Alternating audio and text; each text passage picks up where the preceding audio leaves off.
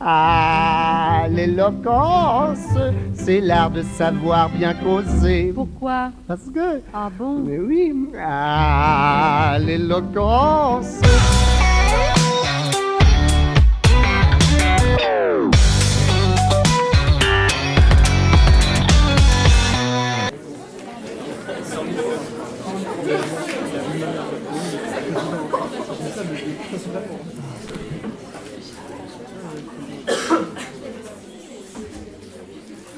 En fait, je pense que je vais faire sans notes. De toute façon, j'écris d'une manière assez lisible.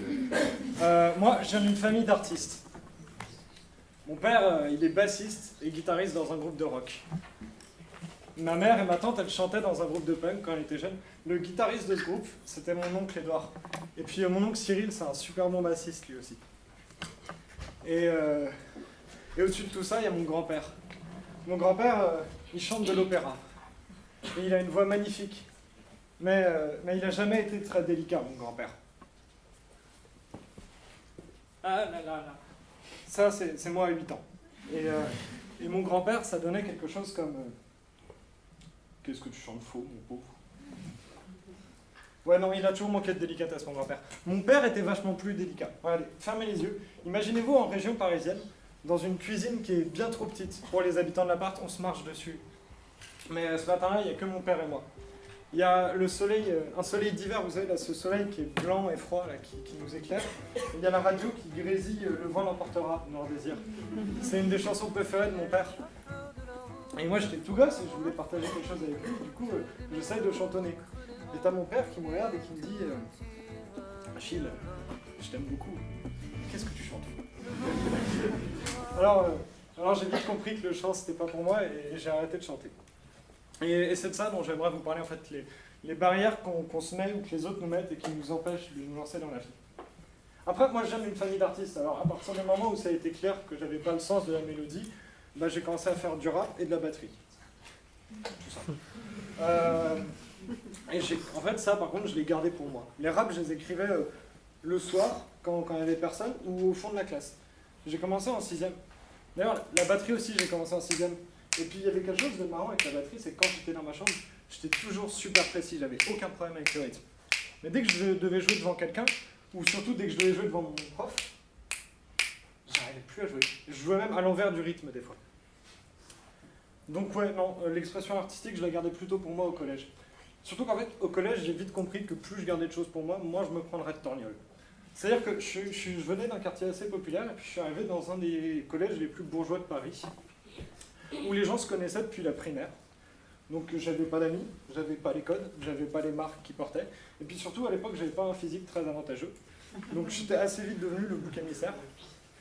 Et il y a une règle de base de survie du bouc émissaire, c'est que tu dois faire oublier aux autres que tu existes. Donc non, je gardais ça plutôt pour moi. Mais je continuais dans mon coin, j'écrivais et je m'améliorais de plus en plus.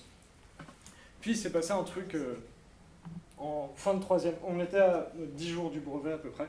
Il y a deux personnes qui se sont dit que ce serait super drôle d'inonder mon sac. Donc moi, je suis revenu de la cantine. Déjà, j'avais perdu mon téléphone qui était dans mon sac, qui était totalement foutu. J'ai perdu tous mes cours, toutes mes fiches à 10 jours du brevet. Et puis, parce que j'avais eu la mauvaise idée de les mettre dans mon sac ce jour-là, parce que j'avais envie de les lire, j'ai perdu 4 années d'écriture. Et c'est les 4 années qui m'avaient fait traverser le collège, parce que c'est ce que je faisais dans mon coin quand personne considérait que j'existais. Et j'avais perdu tout ça. Et puis j'ai aussi perdu ma dignité ce jour-là parce que j'ai commencé à pleurer dans la cour du collège. Alors quand t'es en 3e, c'est un truc à ne pas faire. Et ouais, non, j'arrivais pas à arrêter de pleurer. Par contre, ce que j'ai arrêté, c'est d'écrire. Et puis j'ai aussi arrêté la batterie. J'ai revendu ma batterie, celle que toute ma famille s'était cotisée pour m'acheter. Parce que j'arrivais plus à la voir, ça me rendait malade en fait. Et j'ai même fini par déchirer les derniers textes qui me restaient, et je me suis dit, c'est fini, moi j'arrête. Mais j'ai une famille d'artistes, et mes parents, pendant tout l'été, ils m'ont soutenu, et puis vers fin août, j'ai rencontré la première personne dont j'ai vraiment été amoureux. On est restés ensemble pendant 1 an, et j'avais envie de lui écrire des choses.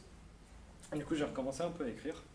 Puis je suis arrivé au lycée, et au lycée, par contre, j'étais dans un lycée assez populaire dans mon quartier, et très vite, il y avait plein de gens que je connaissais, et très vite, ça a été l'inverse du collège. Tout le monde m'a connu, tout le monde m'a apprécié. Et j'ai recommencé à écrire. Mais d'une manière maniaque, j'écrivais des nuits entières. Et c'est pas une façon de parler, je pouvais écrire pendant des nuits et des nuits, et puis je l'ai fait.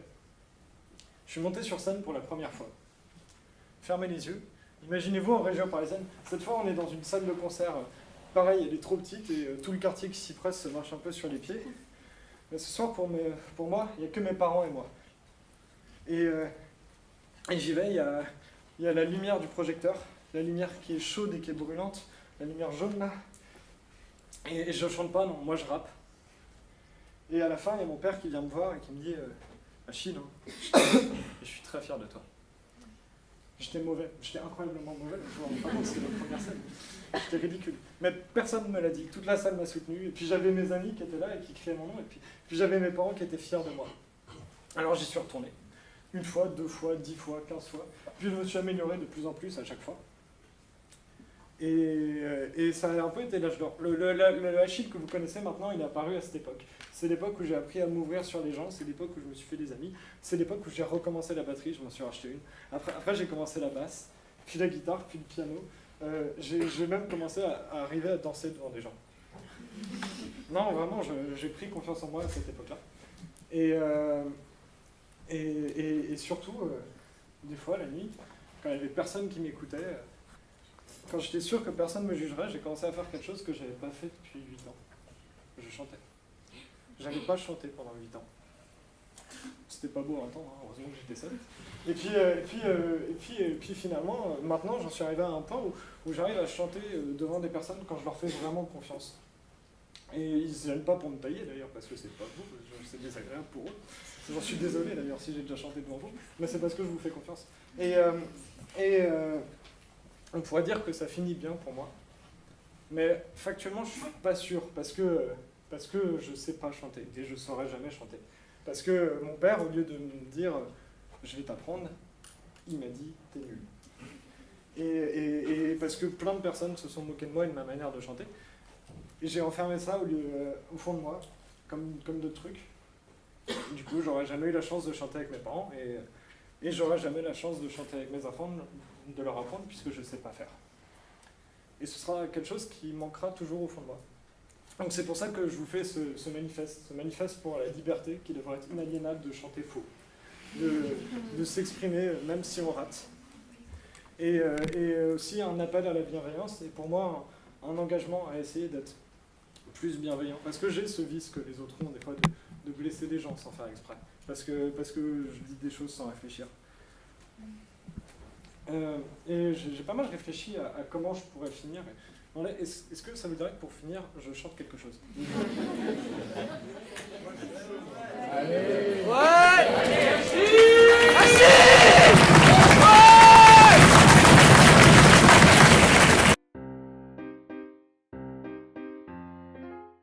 Par contre, ce que j'ai arrêté, c'est d'écrire.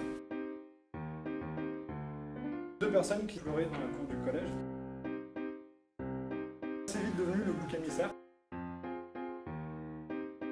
Et puis surtout, à l'époque, j'avais pas les marques d'inonder mon sac.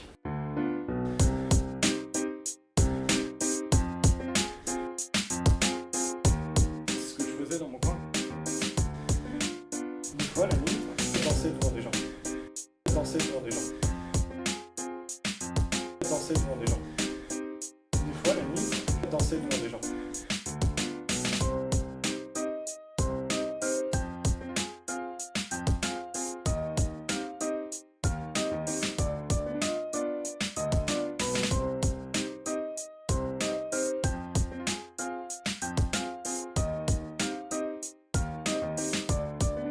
Danser devant des gens.